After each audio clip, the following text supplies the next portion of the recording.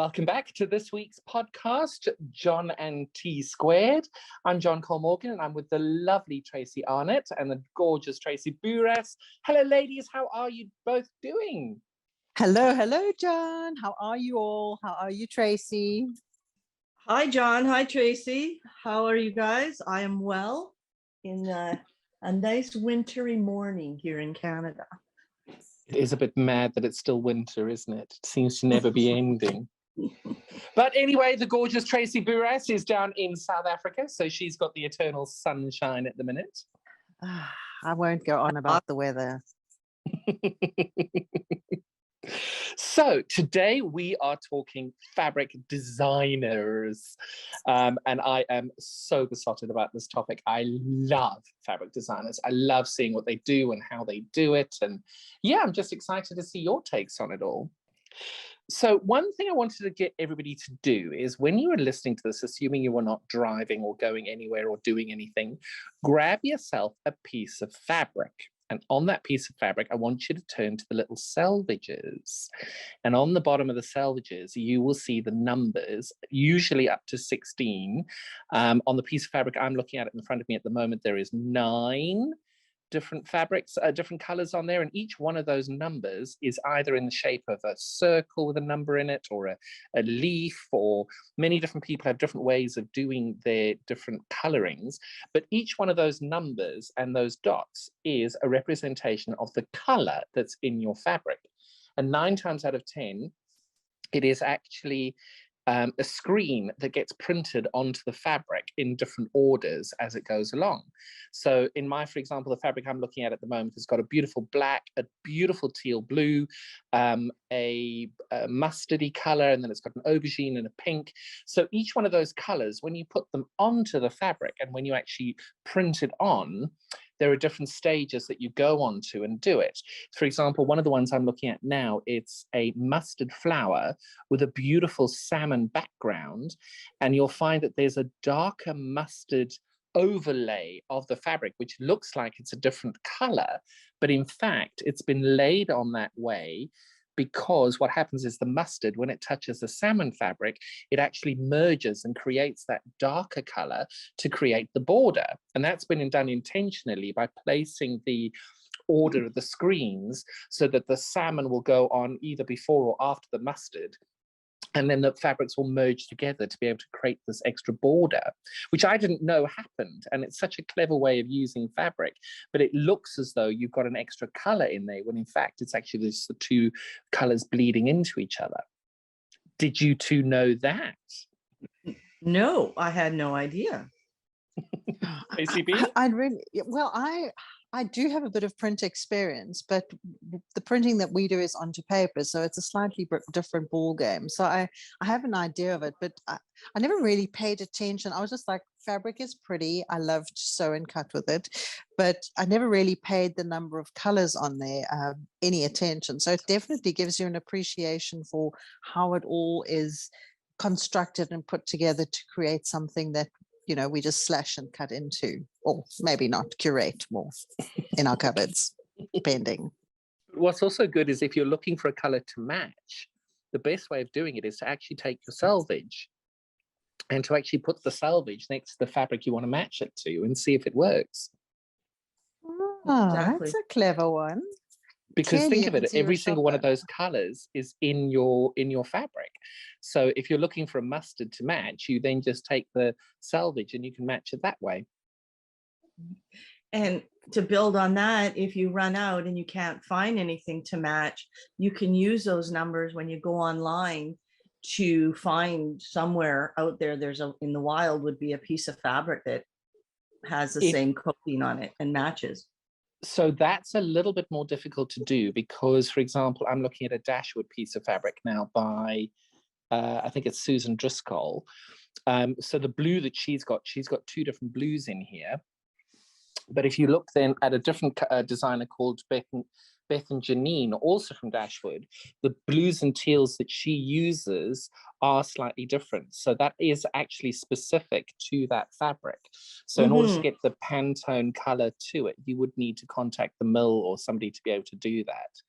So it is a little bit more difficult to match the dots to sort of, because the industry standard is a Pantone color, but Pantone colors for paper, as Tracy will tell you, is totally different to the Pantone colors for cotton fabric, because when you put the same dye onto cotton, it's ever so slightly different in color than it is for pure white paper. So you end up with a slightly different hue of color. That is correct. That I did know, John. It's my favorite when people send me Pantone colors they found online and then say, please match it to this. And I say, it's fabric, not paper. But it's I'm really nice and accommodating, and I try my best to make it look like that. And yeah, as I said, everyone's idea of color is a little different. So usually it works out in the end. But one of the things now that I'm thinking about it, when I first started quilting, if you wanted, if you have a piece of fabric that you absolutely love, and you can use the colors at the bottom to create a quilt using those colors, and they're going to go together because it all sort of works well in one big piece. So I've never really tried that. I think I've tried that maybe once before, but never a whole quilt to make made out of it. I don't know if you've had any experience with that. Well, the thing with me is I do things very differently. It's a case of I usually try and stick by designer. So if I'm doing an Alison Glass quilt, where most of my fabric is Alison Glass, I'm looking at one right now on my table. What I'll do is I'll try and incorporate as many of the colors of that collection into my design to be able to use it all from that collection. But I've never actually, and that's maybe a challenge to myself, is to be able to go cross designers and to be able to find a different way of doing it. Because, for example, Juicy Juice, he's Giuseppe, he's an amazing designer, and he and Alison Glass work quite closely together. Both of them are under the Andover Fabrics umbrella. They actually collaborate with the colors that they do, and they've just recently released a collection. And of course, I can't remember what that collection is off the top of my head, but the two of them release collections and do projects together, and their colors that they use in their fabrics bounce off each other, and they may not be identical, but that tonally they work really, really well together, which is fabulous. But if you're a designer collection person like I am, that means instead of just buying maybe 20 fabrics from Alison Glass, you're then buying 40 fabrics from Alison and Giuseppe, which is not great for the budget. But in a way, that's really good, because you can then expand and match, like say, just using your Alison Glass fabric, for example, you can always pull that color because they're working together. Your options are a little bit more available for borders or backing, or just to pull more colors in. Exactly. And the great thing with Alison Glass and other designers as well, like Tula does the same and Kaif does the same, these really big names, they use the same or similar colors through all of their collections. Because you'll see with Tula Pink, in her True Colors collection and her sort of the past sort of probably 8 to 10 collections, you'll find that all those colors are really, really close together. So you're able to then use collection with different collections, which I love, because I love being able to have different, because there's always that one, especially with Tula, there's always that one fabric you want to use in a collection, but you don't, as we said in the last week, we don't have quite the right pattern. And when the right pattern comes along, you want to use one piece of each of those collections that you've got.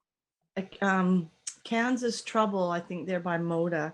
They do that too. Every year they put out their regular collections, but the colors will blend from all the previous years too. So it's a really good way to, if you follow that designer, to build up slowly a stash or different years. If you like some out of 1 year collection, you get those, and the next year something else will be brought in and you can collect those. It's a very interesting concept that they do that. It is. And I think for French General does the same thing also with Moda. Yes. That they keep the same basic colors all the way through their collections, but their designs change each time, which I love. Yeah, it'll be a shade darker or lighter, but it all would flow. Yeah, that's actually really beneficial to the quilter. It is, and I think it's also they're protecting their longevity of their brand, because unfortunately, as we all know, if you don't buy it then and there, it may be gone and you may never get it again. So it's a case of that collection you may not you may not get what you need in one collection, and then a year later you're looking for something where you can then go back to the same designer, and yes, you won't have the exact same fabric, but you'll have a dark umber or a dark color that you need, which will work really well with the same collection. Exactly. Now, one thing I did find when I went to South Africa, Tracy, and we spoke about this while I was there, is the UK, certainly for myself, I find myself very designer focused. So like Alison Glass, I love all of her stuff. And then when I was in South Africa, one of the shops was selling Alison Glass from sort of 8-9 years ago at prices that I was just astonished and proceeded to buy as much as I could carry. And you say to me that you don't end up looking at designers mainly in South Africa. Do you want to tell us a bit about that? For me, this is a really a new kind of thing, and I suppose that's the one thing that has opened up globally now is that you are aware of different designers. I think because quilting is not a huge thing in South Africa. There aren't a ton of quilt shops. There's maybe one or two that have fallen by the wayside, but a lot of the fabrics that are brought in, they don't always bring in all of one particular design of the whole range, because people's budgets are quite restrictive when it comes to buying all the fabric in. They might buy a certain section of it. Hold on a second, Rocco, come here. Sorry, guys. I don't think there's ever anything to apologize for. Ladies and gentlemen, meet Rocco. Well, Rocco's still a puppy and a bit nervous about a lot of things. So if there's a different noise, he likes to bark and let me know that there could be danger, stranger danger. Well, now Abby's trying to say hello to Rocco. So maybe we could hook them for a place. Puppy friends across the seas. Yes. So, well, just getting back to the designer thing, I had no idea. Well, I suppose I had an idea that there were designers, but for me, there's a quilt shop, and maybe that's a bit naive of me. A quilt shop that's got fabric, you go in, you look for stuff you like, and that's kind of where it all came from when I said, you've got one piece of fabric, and then you look for colors that go with that, because you really have a mishmash, and maybe the quilt shop owner might have bought a little bit from here, a little bit from there. They've imported from fabrics that are cost effective, because that's always a thing, is that the price of fabrics at the moment with the exchange rate is really very high, and the shipping. And the custom duties, that everybody wants a slice of the pie there too. So it makes for interesting of what has been imported. I know there were some shops that have brought in from Mauritius, a couple of different other places. So we're not quite as spoiled as you guys with a huge amount of choice. And again, I feel that when you guys start talking about the designers, I really, if I had my phone close by, I'd have to Google most of them, because I don't know them by name. I just know fabric by how much I love it. Oh, I like that. Ooh, yeah, that's nice. But obviously Tula's the one that I was like, that is just spectacular. I have such a deep appreciation for her style, and because I think I watched a documentary on how she creates everything, and that just really opens your mind up how much thought goes into how she designs her fabric and the things that she thinks about when she's creating it. And, no one spent time explaining that to the consumer, which I think is important. I think you've hit on two things there. The first thing with the shops in South Africa, I was astonished when I'd been to quite a few of the shops in South Africa that I could get to.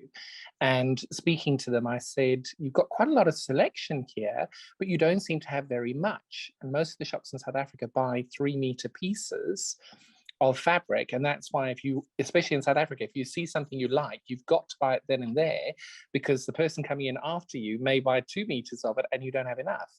So it's a case of, for cost benefit, most people do buy only 3 meters of it.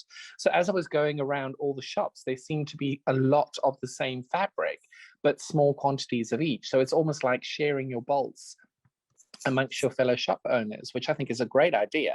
But it does obviously then create that limit for customers.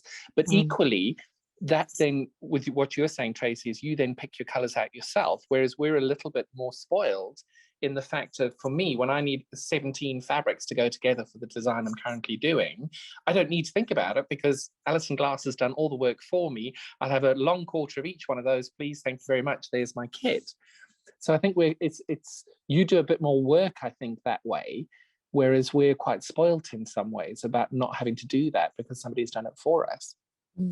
But it makes you think out the box as well a little bit. You know, if you've only got X amount of fabric, and that's what I was saying, you know, if you can design a quilt or make something out of a little and add bits and pieces to it, you become inventive with what you can do and create. So maybe not as big a quilt, or you add a solid, or you add something else, or you dye your own fabric. I've done that as well, where you know, fiddled with fabric, like fabric dyeing. We could do a whole episode on that. That is oh my goodness, for so me, much fun. There was a lady, I'm sure you know her, Pamela Bouras. She is the most phenomenal indigo dyer I have ever seen. She is so talented. I adore her. And I've met her a few times when she's come through to the Festival of Quilts here in the UK. And when she was at festival in South Africa, when I was doing the checking in of everybody and I saw her name, I said to everybody on the desk, the second this lady picks up her ticket, you find me. I remember Mavis came and chased me down the corridors to say, Pam's checked in, quick, she's going to a class. And I was chasing this poor woman down the corridor trying to catch up and say hello to her. But I'm going to have to look that up. Yeah, I don't know. She's her, incredible. She does the most phenomenal indigo dyeing, and she's so eccentric. She went and did and I'm going to get this wrong, she went and took her camper van and she and her husband went off for about 2 months touring, and I want to say Peru.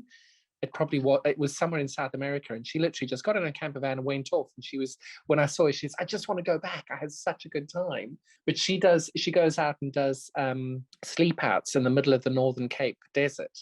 And she'll just sit there and then start dyeing fabric using Procyon dyes and bits of leaf that she finds on the side of the thing. And her stuff is amazing. So I think the independent designers like that they're not given as much kudos because their work is so good. And these indie people, we don't really see as much of them as we do the big people, which is sad. Yeah. Well, I think that's the great thing, is that you get to, the more you do things and experiment and chat to people, it just widens your horizon. So now, obviously, after this conversation, I'm going to have to do a bit of Googling and see what that's all about. So that, for me, that's just such fun, such fun. Yeah. So who are your favorite designers? I'm a real little novice. I mean, after meeting you, John, I had no idea. I didn't even know who Alison Glass was. So I just was like, why are you carrying all that fabric? And what is that fabric? And yeah, so no, I think so the really, first words were, oh my God, what's that? With the glee in your face. I know, right? Yeah. And I think I started off with Kay Fawcett when I first, because I was a knitter as well. So, and then, you know, his needlework books were so beautiful, and, you know, I saw those, and then, but yeah, I've got to say, I keep going on about that because that's probably all I know, is that the Tudor stuff is just mind-boggling. I can't think of anything else right now. Yeah, maybe we need to do another podcast in 6 months' time once I've sort of started doing a bit more online shopping of designers, so I can say. Did you just really say like more online shopping? Oh, I'm so proud of you. Oh my goodness me, yeah, it's we have very limited access to it, and so I haven't bought a lot online to bring into South Africa, just because it is quite a bit more expensive. But I also really feel like we need to support our shops in South Africa, because if we don't do that, then, you know, they're the ones that go out of business, and then that really kind of puts us into a, you know, there's a thing about shopping and supporting locals. So I like to do that as well. But yeah, and that was also the other reason, is to get more quilters so that they can support these shops. So again, I keep going back to that same thing. We just need more quilters. I think the more people talk about it, and the more people show their enjoyment of it, I think the more people will come.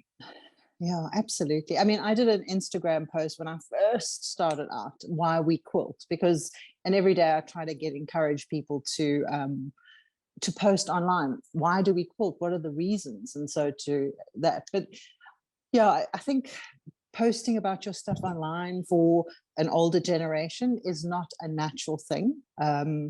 It's even for me, you kind of almost feel like it's bragging too much, or but I think the more we do it and the more it becomes the norm that you show off your work, that people can see what's involved in it, and that kind of thing does create awareness. And even if your It family definitely and does. friends get sick of it, tough tooties. Love it. Tracy, who are your favorite designers? Well, I've just been sitting here thinking about this, and honestly, so over the years, I've really only ever bought by what I saw that I liked. And then mostly colors, but in the last few years, Tula I follow, and I can't say I've gotten every collection, but there's some of every collection I like and that I acquire. There's some designers for some of the bigger houses, like through Timeless Treasures, Moda, that their colors really resonate with me, and so I always try and look at them and I'll buy some of that. I guess it depends on my mood when I'm looking at fabric, what I actually pick up.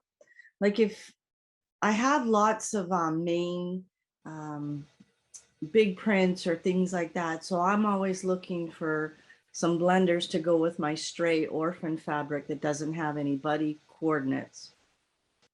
But when I do go into a quilt store, I like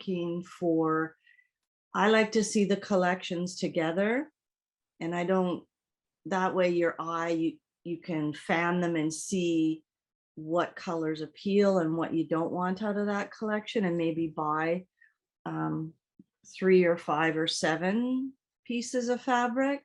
That's the way I work. Do you also buy in odd numbers? Yes. I do too. It's really funny. Why do we do that? Because with 2 pieces of fabric, you can cut a piece and put borders on it.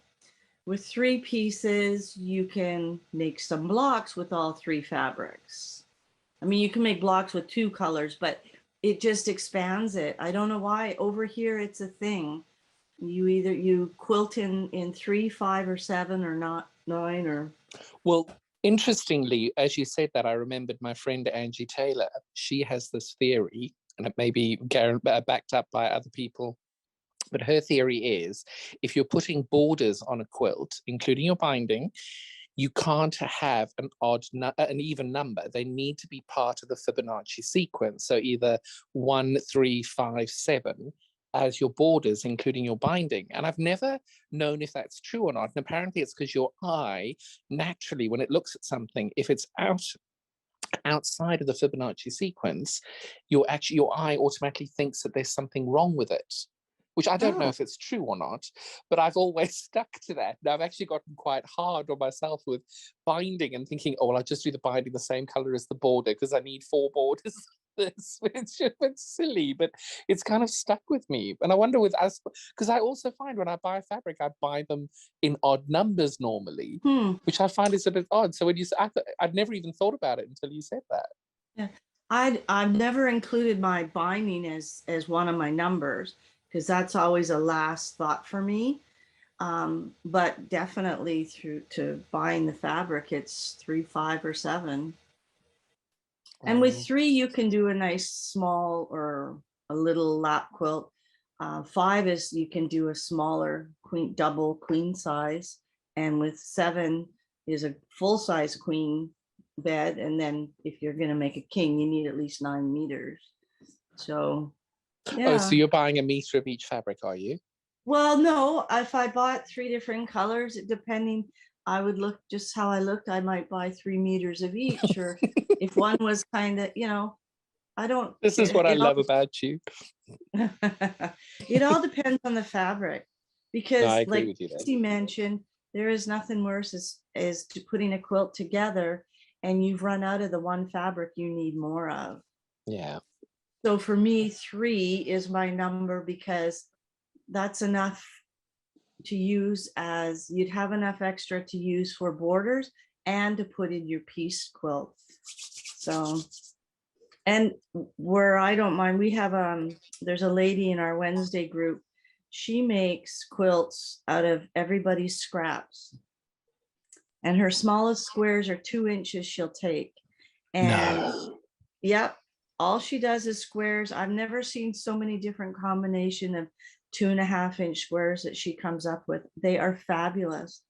So, do you know the one thing I wish I had done from the beginning of my quilting journey, and I started doing it for a little while, is every single piece of fabric that I've ever used in a quilt, I wish I'd kept one hexagon of each fabric to be able to create one giant quilt of all the fabrics I've ever used. I've thought about that too. That's a really neat history piece of your work. I've seen a couple of those that they keep a square, 2.5-inch square, like some ladies do it over the year, like that are really proficient at quilting. And at the end of the year, they have this 2.5-inch squared quilt that showed everything they did over the year. It's really neat. And they just sew them together willy-nilly, and I love that. it's a neat idea, and that a neat I guess way to journal for your year's work. Well, it's a different way of journaling, and also it's making sure you don't end up with stuff going into landfill. Exactly. And a lot of people don't take pictures of their work, and they give it away, so they never have a record of it or anything, just or like a portfolio or anything for themselves to look at.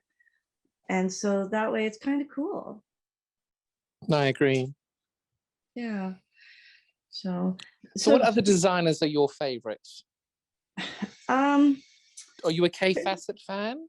I do like his colors, his fabric.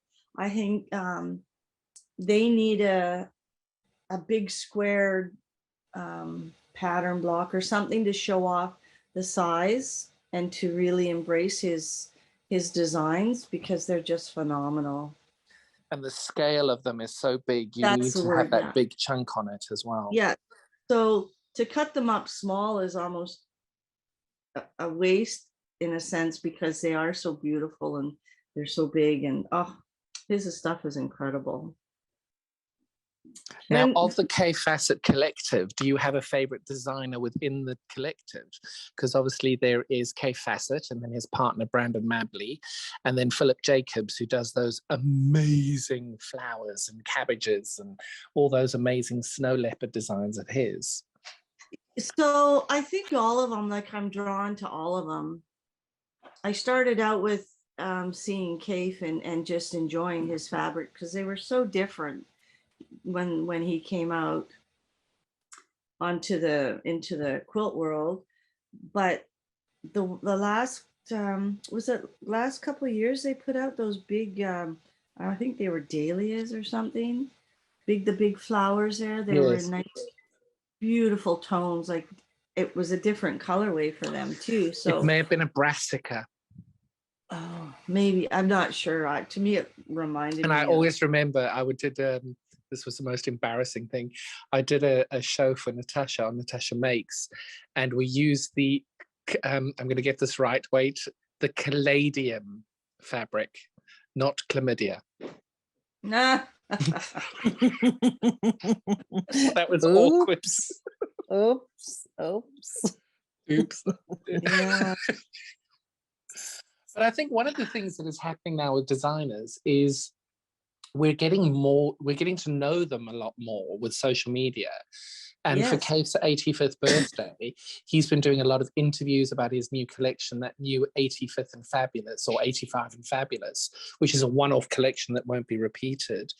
And you just look at them and you think, oh my goodness, his stuff is so incredible. And he's been doing it for what, 50 years now? 50 years, I think it was. Yeah. And it's just extraordinary. Not quite sure.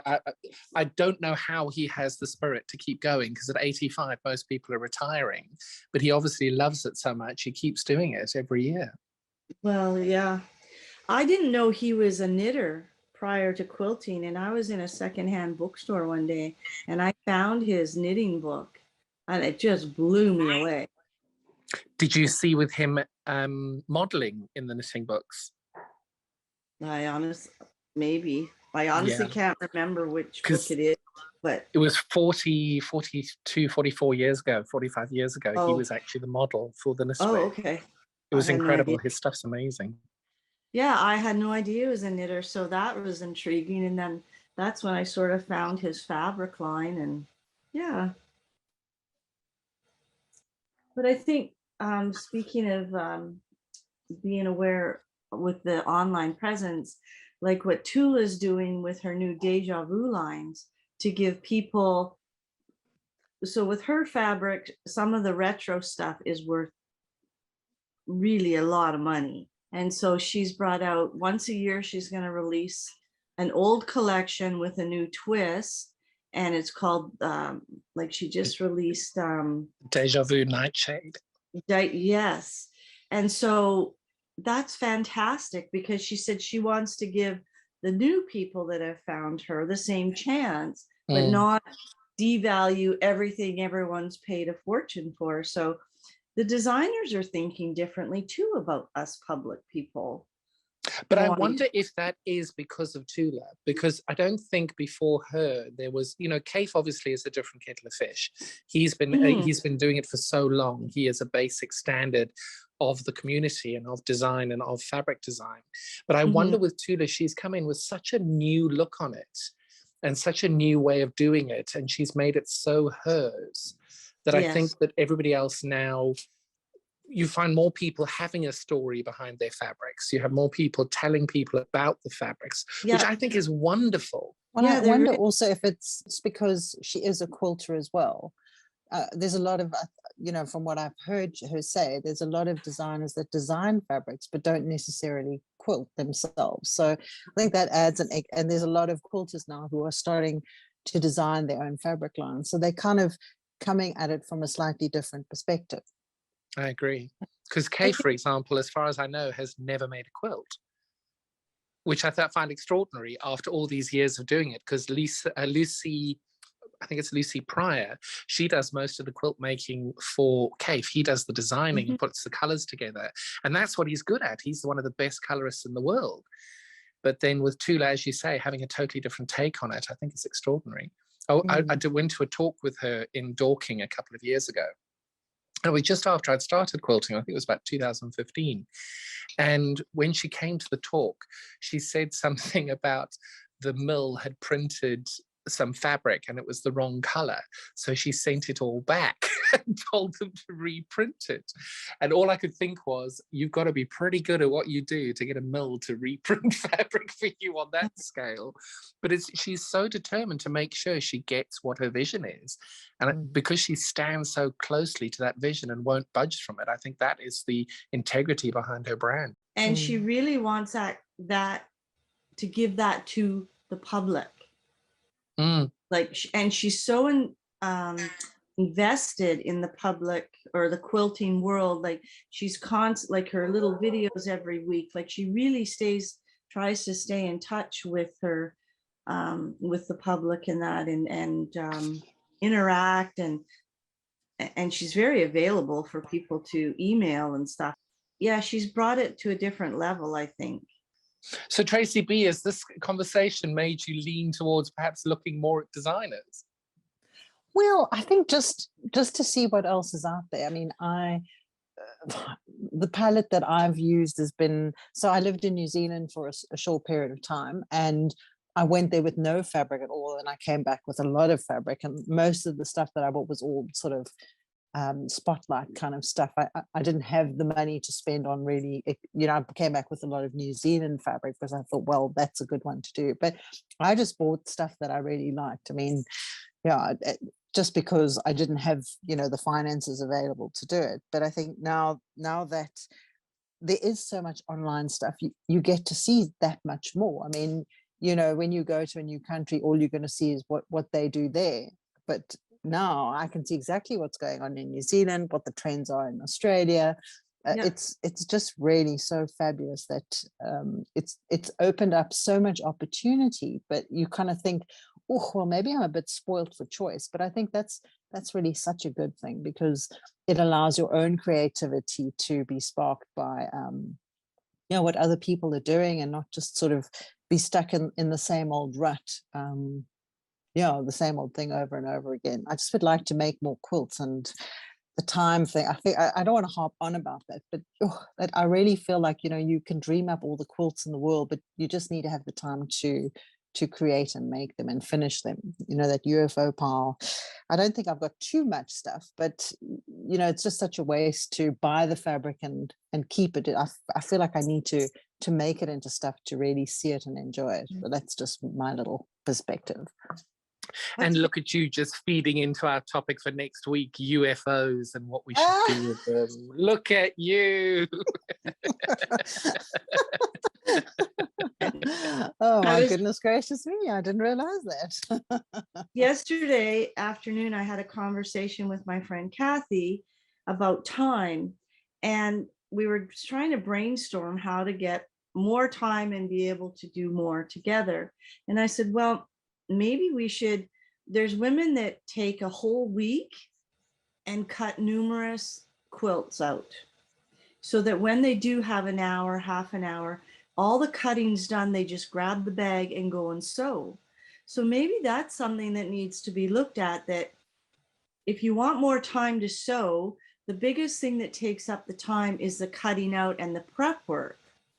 So if you booked, say, this whole week, I'm going to do all the prep work and cutting, it might give us more time to sew the following week when we have those spare minutes or half hours. I will say that's exactly what I've started doing for shop kits that I'm doing.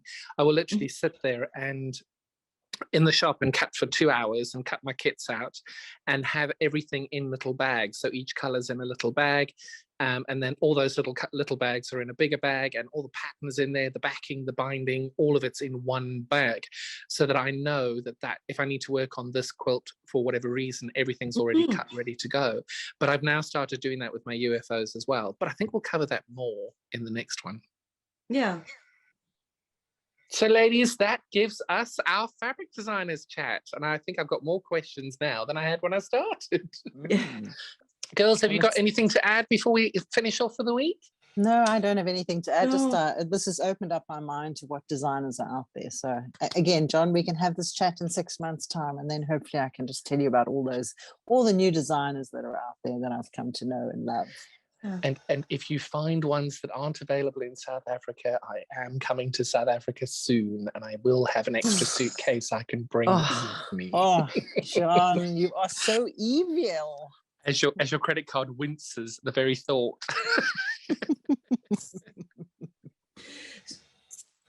Tracy A, have you got anything else? Well, no, I was just going to say that even though we have our favorite designers, I'm not always quick to run out and buy their fabric unless it really speaks to me. Like so when I'm looking, I just, whatever sparks and moves, the spirit moves me type of thing. So there's lots of different ways, although I like the designers, I love seeing what they're doing, but it doesn't always have to speak to you. I think it's all too wrapped around with color and what colors you gravitate to sometimes. Your moods can also change for the colors that you like. I think. Exactly. What you choose in summer might be different to what you choose in winter. Yeah, exactly. Or the vision you had for the quilt, you wanted to use a specific designer, but when you got there, no, that's not going to work at all. So you go off on a different tangent. So there's a lot of variables every time, I think, and it's okay. It's good to have choices for fabric, and we are very, very fortunate. And we're fortunate that we can say, yeah, no, that's not going to work. So let's go here. Let's pick another colorway. So that's great. Ladies, thank you so much for your time this week. We will be back next week with UFOs and what to do with them. Ooh. Ladies, look after yourselves. Thank you all so much for joining us this week, and we'll catch up with you next week. Go well. Bye-bye. See you guys. Have a good week. Goodbye, everybody. Thank you again for allowing us to come into your life for half an hour and chit chat about what gets us going in the morning, and it's been wonderful. Catch up with you all soon.